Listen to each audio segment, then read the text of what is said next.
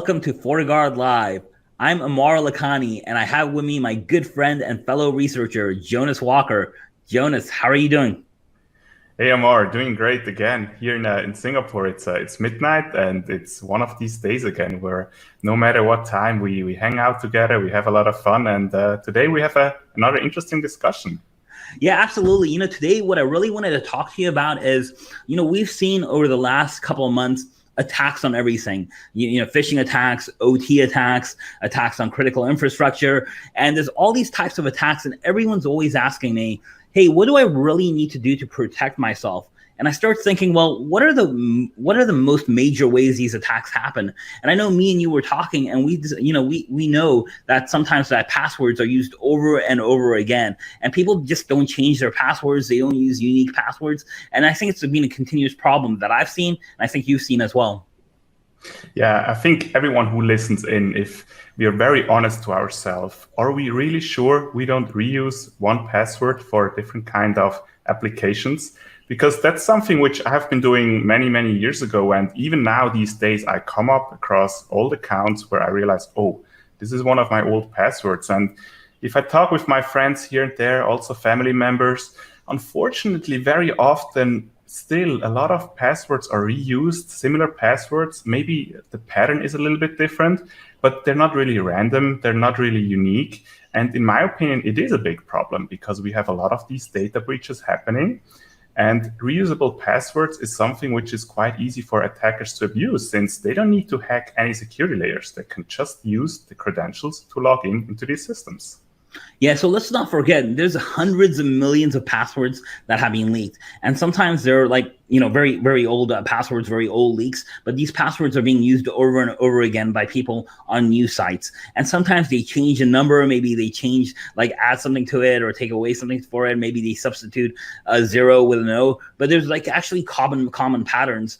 And there are programs out there. There's actually very common programs and tools that attackers use that actually like look for these common substitutions and then add them, or just like create new password lists.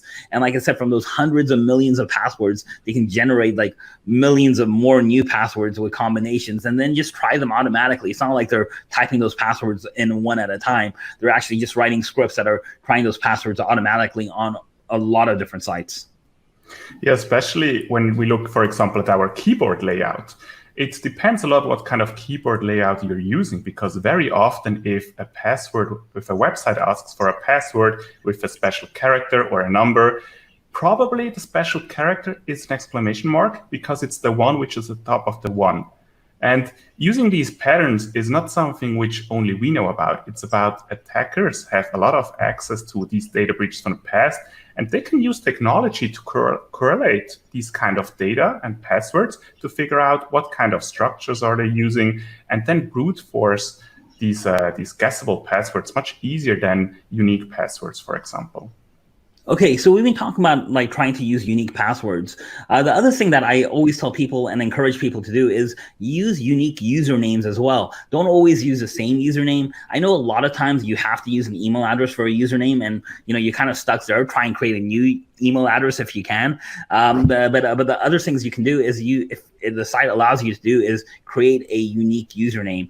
I do create unique email addresses as well, so that way I can easily tell if a site is like actually selling my data or not, because if I start getting spam on that, I'm like, I only used it for one site, so it's just a personal thing. But just to back up, how do we do that? What recommendations would you give just the average listener or watcher here on how to get unique passwords and hopefully unique usernames?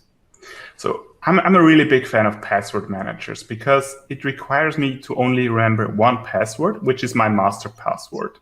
And these passwords manager, which I'm not really affiliated at all, I can recommend, for example, 1Password or LastPass. They make life very convenient, because we need to remember our master password, and whenever we sign up to a different platform, they will automatically generate a new unique password for us and store it in our vault. And whenever we log into this website, all we need to do is use our master password to unlock our vault and use the password which is already saved. And this really helps us in case a data breach happens at a certain website, that even though our password is known, it's not really a lot of value because no one can use this password for different kind of websites. I've seen this over and over again, and even though sometimes people use secure passwords, they have been hacked in the past. Maybe an older encryption was used, and this led to a couple years forward attackers using stronger computers to encrypt these hashes and then use these hashes a couple years later. And even today, many people still reuse the same passwords as they did, for example, in 2012. So you make a good point here. Now, you know, password managers are a great tool. That's what I recommend as well. But I always tell people you should also protect that master password, that password manager, hopefully by two-factor or multi-factor authentication. And that's kind of a big deal these days, is everyone talks about two-factor and multi-factor authentication. But I also think it sometimes gives a false sense of security if you're not, you know, doing it correctly. A lot of people will use multi-factor authentication with like text messages or SMS messages, like you put in your password and you get something text back. That's pretty dangerous these days because there's a lot of attacks against like people taking over your phone number or cloning phone numbers and basically stealing your text messages in a certain way. And I don't know if you've seen that or what do you think about that? Yeah, I agree. Multi-factor is definitely something very important, and it always comes down to something you have, something you know, something you are, and the more of these combinations you use, the better. I have seen, though, people using bad multi-factor authentication, for example, let's just say SMS, because even if we just use SMS, people are these days downloading too many apps on their phones. And if everyone takes their phone out and checks out the permissions which they sometimes give to their apps, then we can see that these apps have the permission to check out, for example, SMS. And whenever someone uploads one of these apps to the Play Store or to the App Store and someone downloads it and gives them the permission to check their SMS, they can pretty much hijack these two-factor authentication codes whenever needed for getting access to these kind of logins. Yeah, so I'm really happy these days. Most mobile phone operating systems, you know, give these little pop-ups. Are you sure you want to, you know, share out SMS? Are you sure these are the permissions you want to give to these apps? But a lot of people are not really looking at them. They're just clicking yes, and a lot of times that's because the app makers have kind of trained us into doing that because the apps don't properly work without giving them all permissions. Now, all the apps don't necessarily need all permissions, but the, you know, app makers may want them for a variety of reasons, you know, for data mining, for advertisements, for other reasons as well. And now you're relying on the security of that app vendor. And of course, there have been instances in the past where malicious apps have gone through, they have stolen SMS messages, they've actually sent out SMS messages through toll fraud. Basically, that means you can, you know, an app will like send out an SMS message to some phone number that charges you for that SMS message. There's been other types of attacks as well where, you know, someone's like downloaded contact information and gotten a list of your address book, as well as all the fields in that address book, including someone's name, address, phone number, and even notes in some cases. So some people put in passwords or some sensitive information in the notes.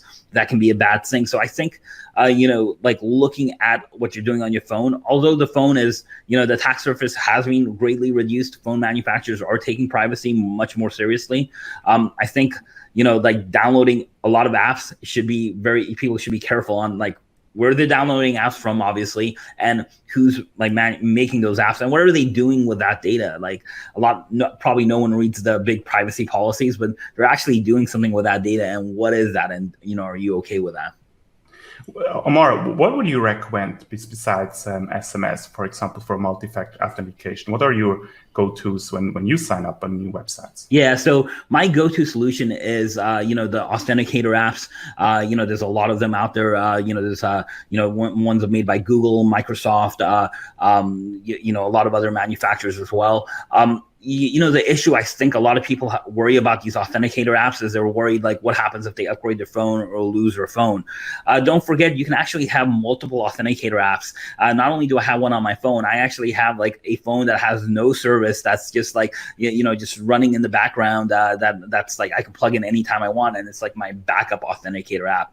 I also like physical authentication devices and tokens that are out there, such as Fortinet 40 token as well, that you can integrate with with a lot of enterprise apps. Of course, there's the YubiKey, which I'm a big fan of, extremely popular device among security researchers.